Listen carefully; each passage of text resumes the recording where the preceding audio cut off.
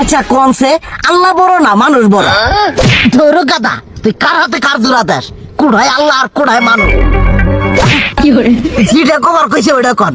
আল্লাহ বড় না মানুষ বড়? আল্লাহ তো বড়। আল্লাহ বড়, তাহলে আল্লাহর কথা না হইনা মানুষের কথা শুনেন কে? তুই কি কইতাছস?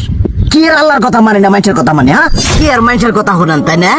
আমনে যে ওই দিনকে ডায়াবেটিসের রোগ নিয়ে যে হাসপাতালে গেলেন, ডাক্তার আপনারা কত কিছু খাবার না করলো, সব কিছু না খাই এখন চলতেছেন।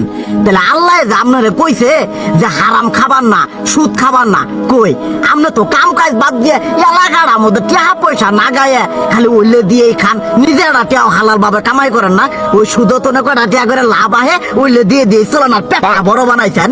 শুনেন একটা কথা কই, হারামের কোনোদিন আরাম নাই। হালাল পথে রুজি রোজগার করেন, প্রয়োজনে এড়া বেলা কম খায়েন, তাও শরীর পিণ্ডও ভালো থাকবো, কোনো রোগ বেদও হবো না, আরামও পাবেন, আল্লাহও খুশি থাকবো। তুই আমার এইভাবে বুঝাবি আগে কইলি না কে?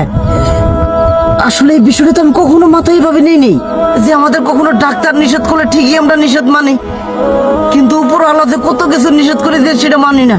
আর এই যে হারাম পথে টিয়া পয়সা কামাই করতেছেন, শরীরের মধ্যে দুনিয়া রোগ ব্যাত হয়েছে, দেখা যাইতেছে যা টিয়া হারাম পথে কামাই করতেছেন তার তো বেশি টিয়া মনে করেন জ্বলেই যাইতেছে গা বেশি।